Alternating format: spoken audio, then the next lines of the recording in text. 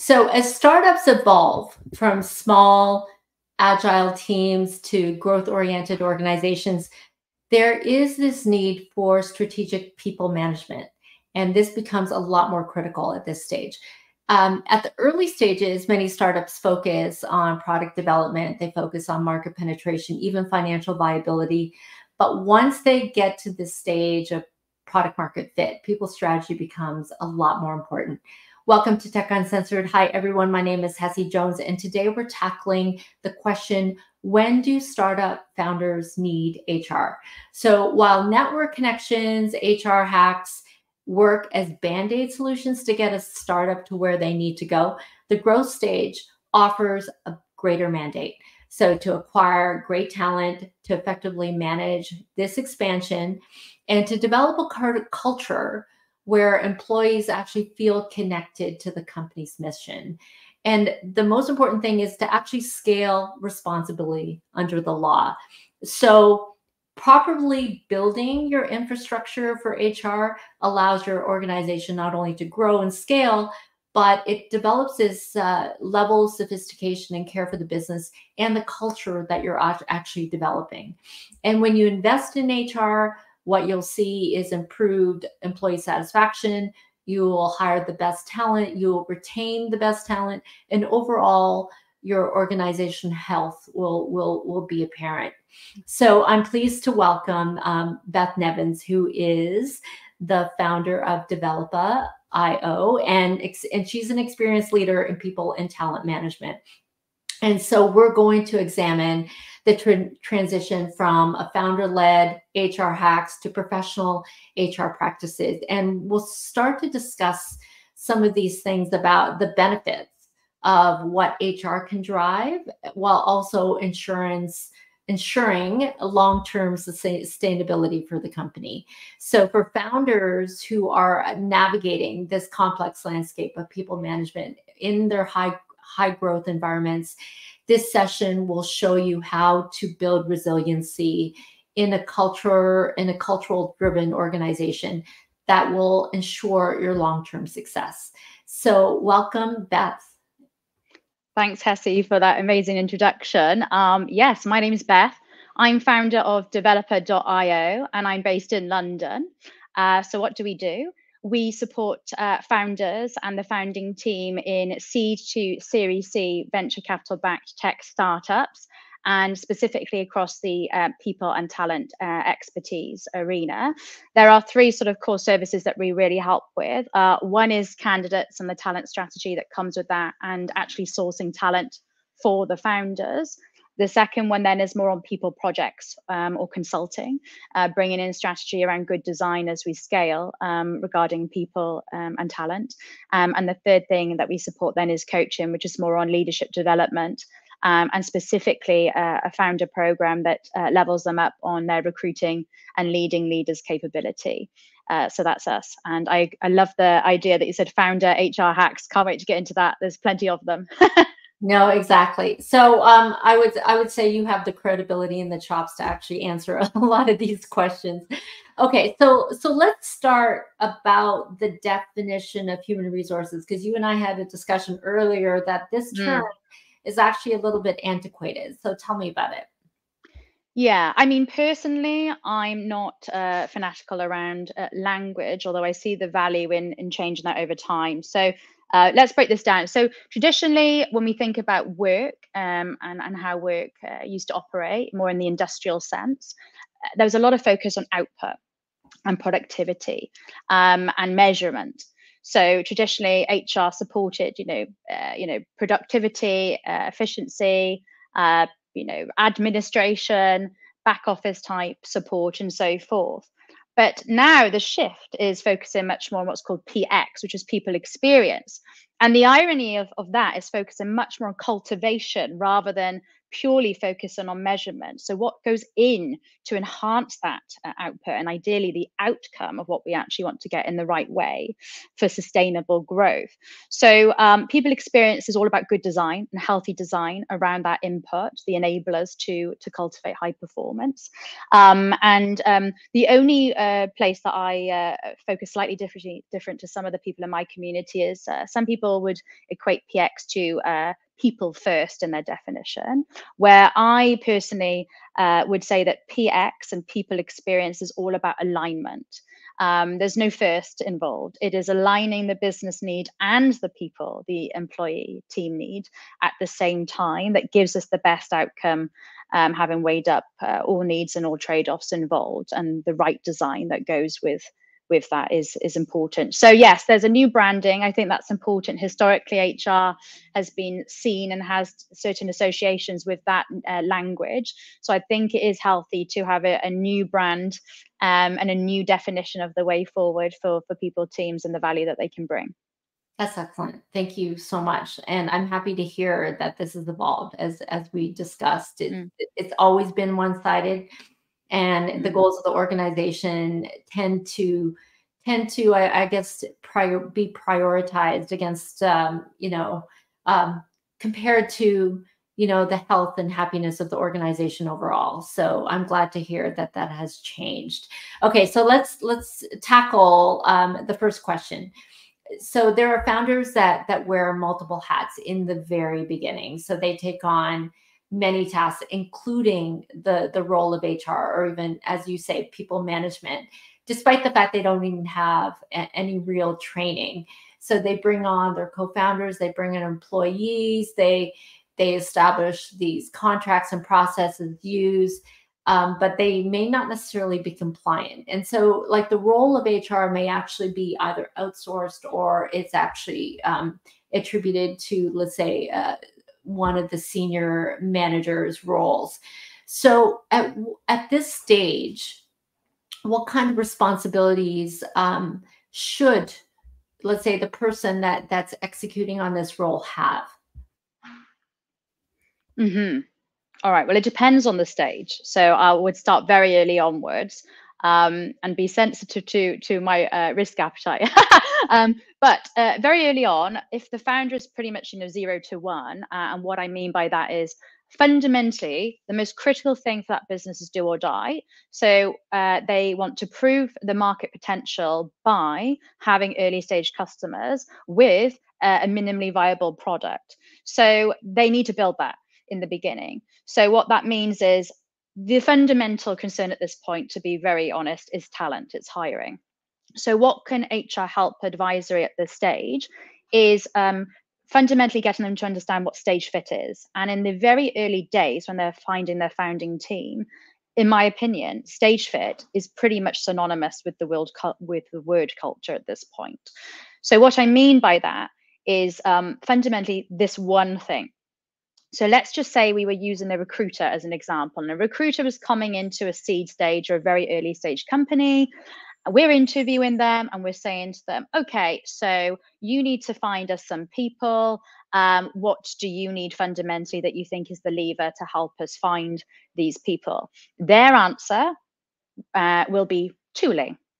Now, they've answered with tooling because they're from a 500 to 1,000 person company and they have a lot of resources. So then we have to go to that candidate. Okay, well, we have nothing. We have no money, no resources, and all the constraints. So now what would you do? Now, if they can answer that, that's demonstrating first principles thinking. And that's what we want. But the difference here is if we already had the right stage fit candidate who had already been in that 0 to 1 environment, they would have already taken us to that answer naturally. And that's the fundamental thing in terms of getting that right fit in the culture very early on, is making sure we've got that raw first principles mindset that can literally box their way out of any problem by hook or by crook to still give us the outcomes with pretty much next to nothing. And you need that across the board in your first 10 to 20 hires at the very least. So that's what we're looking for there. From a compliance perspective, though, you're right. There are, I think, where developer by company is useful even at this stage is we have done the people HR element down the line. So one of the things we keep an eye out for where there is some risk early on is the contract side of things, where of course the founder will be issuing a contract themselves. And to save money, they can sometimes be using some automated or some off-the-shelf SaaS tools that do contract management. But there's some risk in that if you don't know the nuance to the clauses that we oversee and can advise them on. For example, making sure the housekeeper on location, depending on how they're operating, hours, who they report into, is important. But more important than that on the contract, or spotting things on the nature of the business. If they are an AI company, IP is something that we can spot if that's pretty weak, although that can attract some lovely developers. And also looking at things like, have they actually integrated their position on share options or equity as part of the employment contract? And if you speak to most employment lawyers, that's usually not advised. Not necessarily shouldn't be done from a compliance perspective, but it's not always beneficial. The reason for that is you will not be putting all the terms and conditions around share options or equity as part of that employment contract. That will exist as a separate agreement. So if that is the case, it should remain separate, particularly when you may change things in the business down the line that impacts equity. You don't want to be going through a jurisdiction compliant consultation then with all employees around that change, if it simply can be changed based on the nature of the share option agreement, which is a separate agreement. So that's certain nuances that only we can kind of spot because we've got the HR hat that an external recruiter might not spot. So there are those types of things that we look out for. And then once you're post product market fit, then the founder needs to take off some of those hats. So there are a few things that they start working on the company and their team, their leadership team, rather than all the minutiae of every single task that needs to go under them. And the thing you're coaching founders on at that point is then how to make the most impactful, fewer decisions than decisions on everything. That's the mindset shift you have there.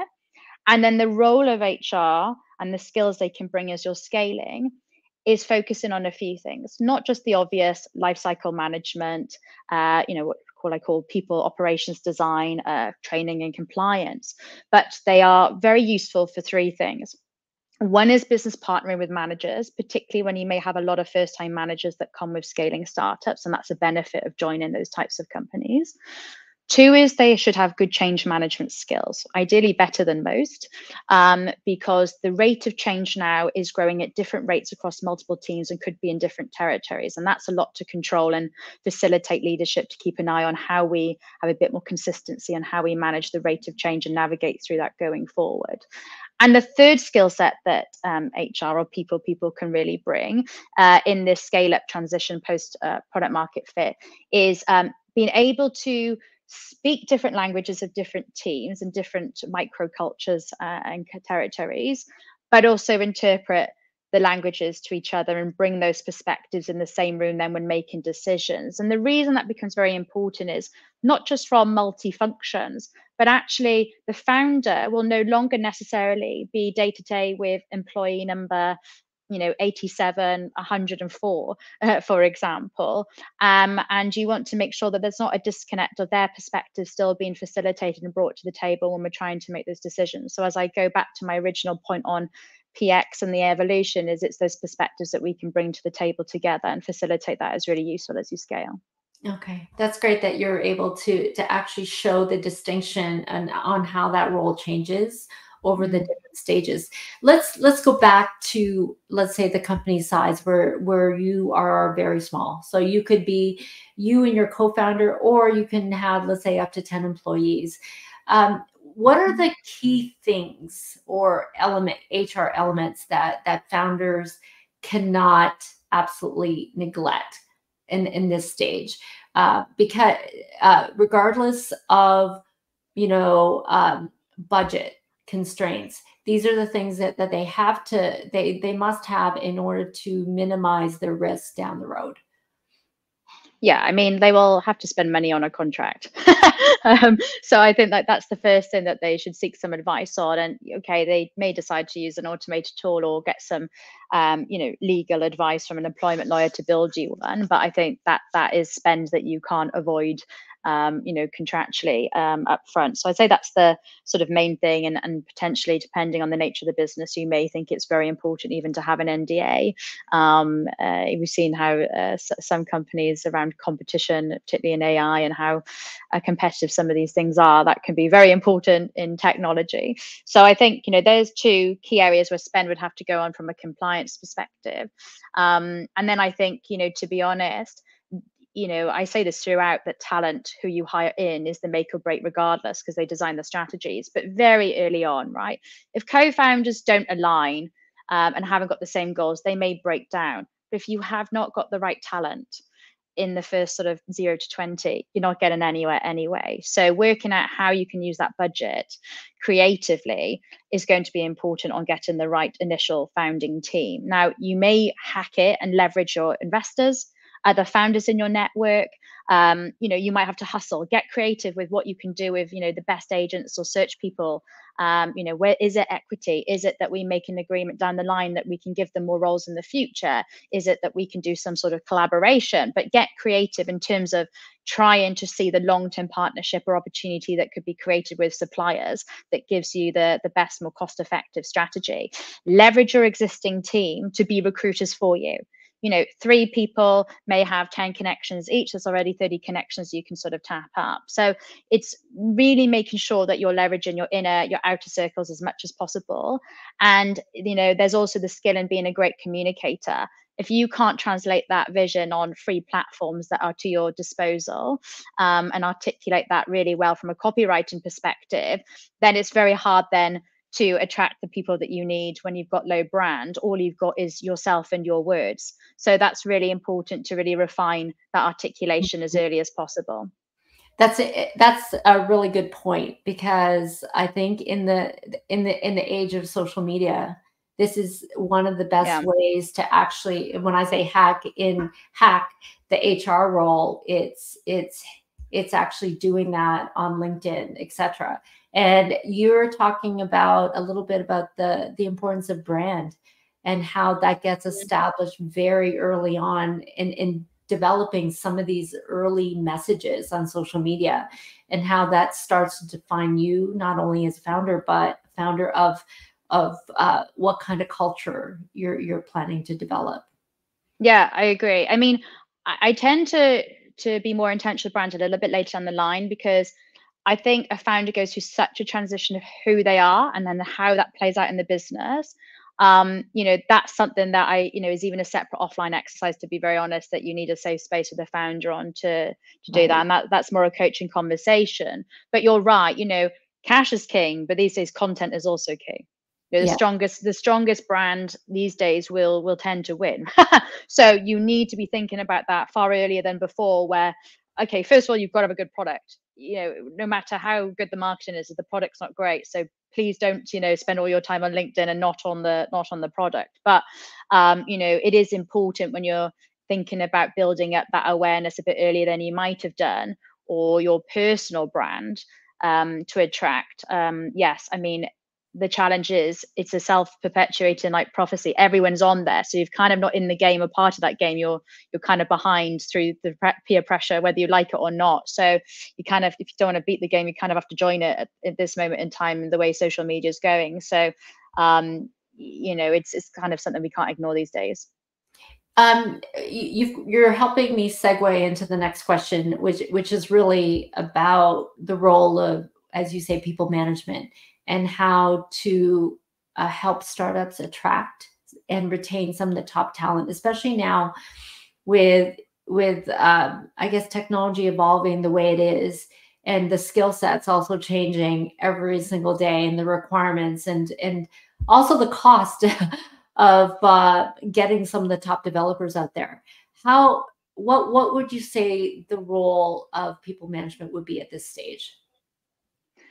So I think like the playbook or the strategies of how you go about thinking about this hasn't changed. It just means what we're looking for and what they need has changed. So I'm talking about the state of play right now, because I think we'll go into the future work in a moment. But if you're attracting, the role that talent and HR together, and I mean people here, people teams, can support founders with, is thinking about is, okay, like, what does the business do? Then what do we need capabilities wise? Who do we need? And that's what's called a candidate persona. So like, what typical type of person will be successful here? And then, looking at where do we find them? Where do they hang out? That's kind of our attraction strategy. And then people teams can really help then define what's called your value proposition. So like, what makes us different to our competitors that will meet those needs of the markets in the talent arena we want to find employees, and what are we going to double down on? Because I think that's the key thing I try and coach people teams early on, is we literally can't do everything. As much as we want to be the best at learning and development, we want to be the best at reward, we want to pay everyone at the 100th percentile, blah, blah, blah. We just can't. So like, what are the 2 or 3 things that really we want to be known for at this point in time and really excel at in that messaging?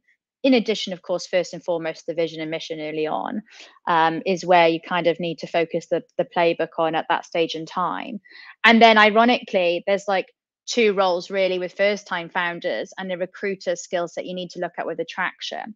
So first time founders, in my experience, their core capabilities is they'll be able to pattern recognition reasonably well based on some early training, but they can sell. That's the fundamental role of what they're doing in attraction.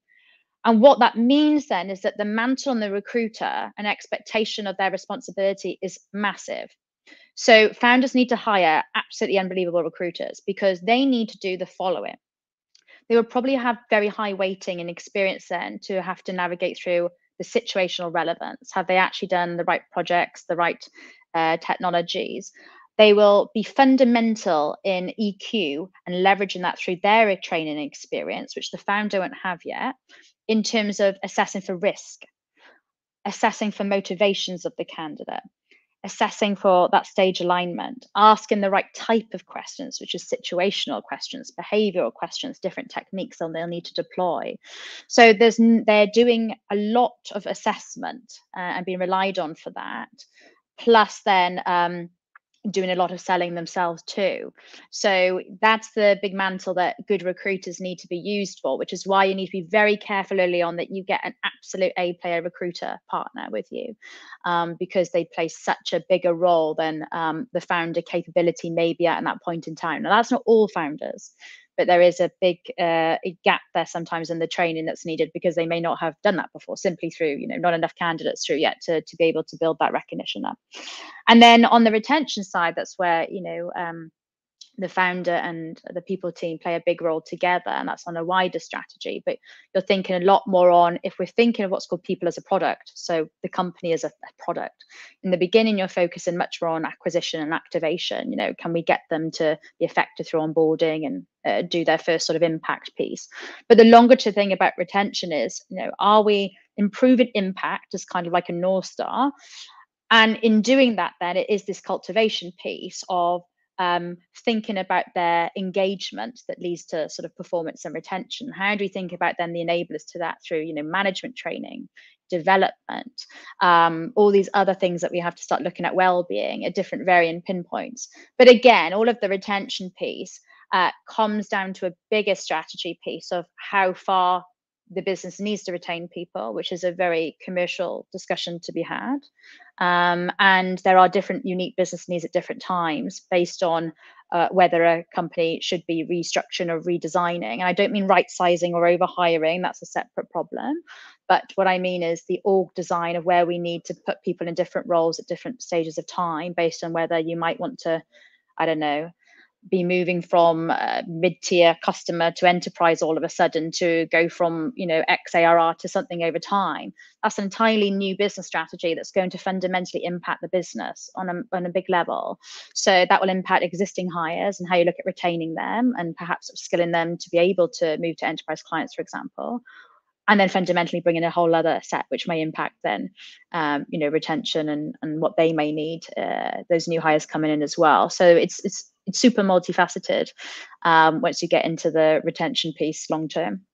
Yeah. Can I ask you a personal question? Have you ever dealt with a company that had to do a major pivot and how that impacted their existing culture and employees? Oh, well, it pretty much happens at every inflection point. I mean, pretty much after every fundraise, there's a significant change in, the acceleration of the business, not just in terms of like the rate it needs to keep growing, like 10x in every single like year, basically, but also, as I said, like how you do that. So like, if you're going to increase your revenue, it could be through like, product diversification. That impacts like a lot of like how you're building robustness of the platform technology and uptick.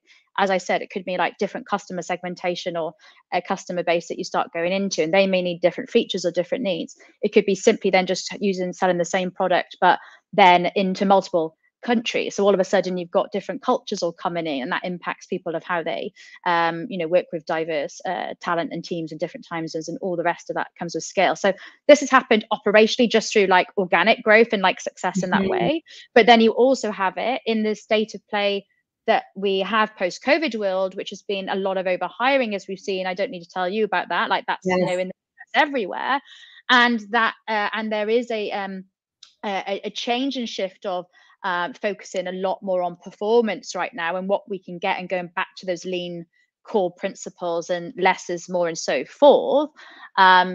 There's a balance there though, because still the best companies still need to grow and do so. So we don't want to be stuck in that cycle. So again, this is all nuance and context related.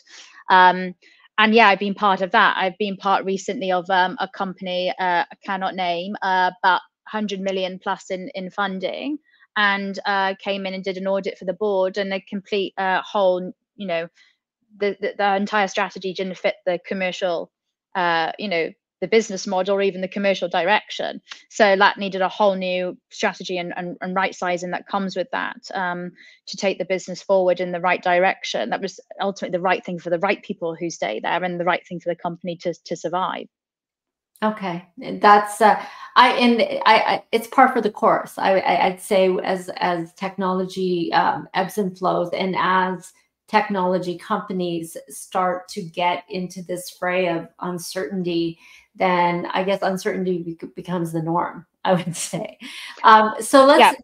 How does tell me about culture, and because that's the thing that ends up permeating an organization from the early onset to now, that a company being like, I don't know, say 100 plus, even 200 employees. How does that change, and what is the role of HR/people management when it comes to infusing and maintaining that culture? All right, I'm getting all philosophical here, but I tend to come back to fundamentals, and arguably this does come back to language, actually, ironically. But I think, like, first of all, I like to look at roles and then definitions. So, like, what is the role the founder plays in culture? Now, for me, the founder is accountable for the culture, or the CEO, depending on what stage you're on and titles and so forth. So the founder is accountable for culture in the company. That's very important. It's not just or only HR or people, it is the founder or CEO. So that's very important to understand that. And how does that play out then in their responsibilities? Well, fundamentally, it's role modeling and how they make decisions. That is very important in terms of their role and responsibility when it comes to culture. Then we look at the role of the people team. I think the people team are critical enablers to the culture that the founder and the vision they want to set, and people teams certainly can create people visions that align with that. But we have to appreciate it's very much founder led. It's founder led companies for a reason. So I encourage the founder to lead on people, where some people get excited that they've got this role at the table and so forth. But and I've been in that camp years ago when I was younger and didn't really understand, and then I came to really appreciate, no, it's it's all about the founder. Like, push it onto the founder, help the founder, make sure the founder wants this, in terms of their, their vision, and their view on people. And then there's like two things on the definitions then that need to be like super clear that aren't always. So for me, like, values stay the same over time, and culture evolves, is more fluid. So let's break that down and what I mean. So values are things that we believe are key enablers over a period of time to achieving our mission, and how we can make decisions. And for me, they are more useful in times of conflict, crisis, and how we communicate. That's how I think they should be used. I'm less concerned on whether they're used day to day and we can like seriously see them embedded all over the place, or stuck up on the wall. Where culture is much more around the idiosyncrasies and things you might see organically day to day, and the rituals we have at that stage in time that help us get the work done, and how we tend to sort of operate. And they're two things I think need to be explained. And then where people teams come in to help culture then is on two big enablers. One is like good design. So can we help facilitate some like light touch design principles and how we want to design operations and infrastructure and people products and things people will use in the company that sort of standardize and keeps to the sort of philosophy and principles that we want, whether that's lean, light, whatever, transparency, whatever. And two is like good people.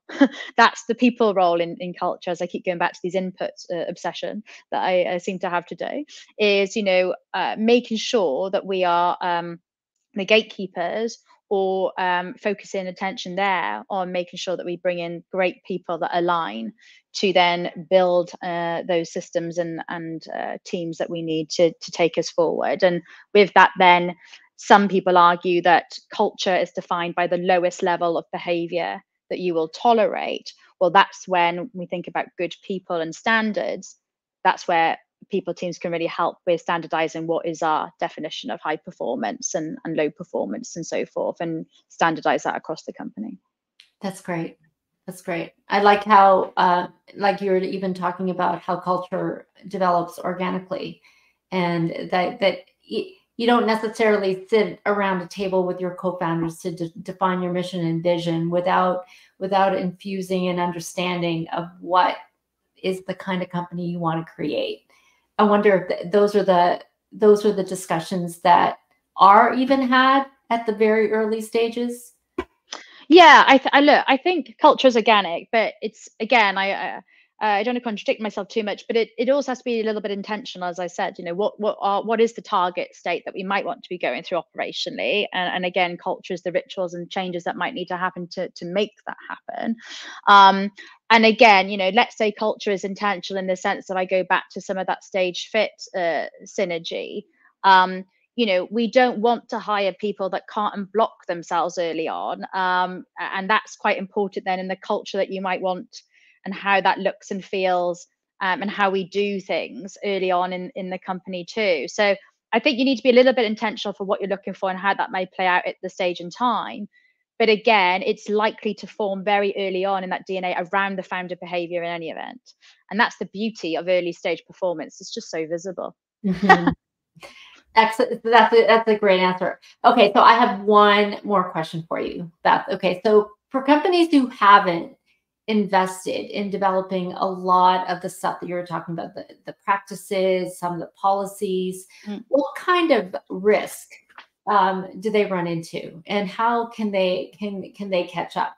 I'm specifically looking at what does that look like from the first meeting that you have with a founder who is just exploring like what to do as he starts growing. Okay. So I think this all comes down to like being very careful on how you position risk and discuss risk with a founder. So what I mean by that is, as I said, like, write an audit for a board or a professional COO is very easy to discuss. You go into business and you look at what's going on with people and talent. And fundamentally, there's three business risks, which is one, execution risk, two can be financial risk, and three is like brand risk. And there are definitely certain minutiae risks like legal, security, and all that may fall into those three buckets ultimately. And those are the things that you can spot very quickly as a experienced people or talent leader. when you're looking at the current state of play, certainly when operations are scaled and things have got a bit out of control. But the conversation we have with the founder then about how you position these things is, okay, like how great is that risk and the likelihood of it to actually happen? B, we then analyze the reward versus the risk. And this is where like blitzscaling, like Reid Hoffman's book and the theory of that kind of helps. Like, do we believe that just growing and forgetting about this debt and the risk is actually, a trade-off to achieve great things if it pays off? It's just better to ignore some of these fires right now and just carry, bulldozing through for growth reasons. Then that's the discussion we have from a commercial perspective. And then like C, that's where values does come into play, right? We've got these risks, or we've got these problems. How from a values perspective, whatever they may are, do we want to address these? Because that will be indicative and play out then in terms of how people perceive we've ignored them or addressed them or whatever. So I think, my point is teams should be able to accept that. We can make recommendations for sure, and that is our job to do that. But particularly on the outside now, my job is to advise, not necessarily influence, or I'd be more of an influencer as an operator perhaps. So I think you need to be mindful of that with founders. And if founders align and you come to a conclusion that things need to change, then first of all, you need to agree then what that target state might look like, and just come back to that why we've agreed that this is the case. So you've got full buy-in and that messaging is consistent across that leadership team. And then look at baking into your roadmap how then that's going to play out. Now, the one thing I see with people leaders that I've mentored over time, as an operator and as a consultant, is if the risk is ignored and then it happens, then the people leader needs to be very smart with the founder to make sure that that's discussed up front, that if we ignore this and it happens, this is the impact then on our existing roadmap in terms of delivery. Because this is where burnout happens, where the people leader hasn't had the foresight perhaps of like the scenario playing, and then they are still expected to deliver on this colossal roadmap, particularly if we're quite lean and trying to do all these things, and then fighting some of these risks that didn't pay off then, which could come through disputes or certain, different employee relations problems. And that leads to their burnout of their time. So that's the way you have that conversation then with the founder CEO is, as I go back and just summarize, is, play out those scenarios and how that would impact an existing roadmap that remains, or do we create a new one together? Mm-hmm. Thank you. That's a great synopsis on why this needs to be done even earlier on. So thank you so much. I think that's all we have time for today. And my goodness, you've opened up my eyes to the important role of people management. And I think I don't think people understand actually at this stage like how important this becomes. Especially as the company grows. So thank you so much, Beth. Where can people reach you if they need to contact you? Awesome. Thank you so much for having me, Hesse, by the way. Where can you find me? So my website is developer, which is developa.io. And I'm on LinkedIn. I do tend to post quite a bit, going back to our branding point. And I'm Beth Nevins, and we also have a company page called Developer. Okay, perfect. Thank you. So just to kind of wrap up, for startups, HR isn't just about the paperwork, the policies. It's really about nurturing the heartbeat of the organization, which are the people. And thank you for hitting that home in spades. So for our audience, if you have any other topics you'd like us to cover, please email us at communications@altitudeaccelerator.ca. Tech Uncensored is powered and is produced by Altitude Accelerator. And we're hosted on Spotify. You can get us wherever you get your podcasts. Until next time, my name is Hesse Jones. Have fun and stay safe.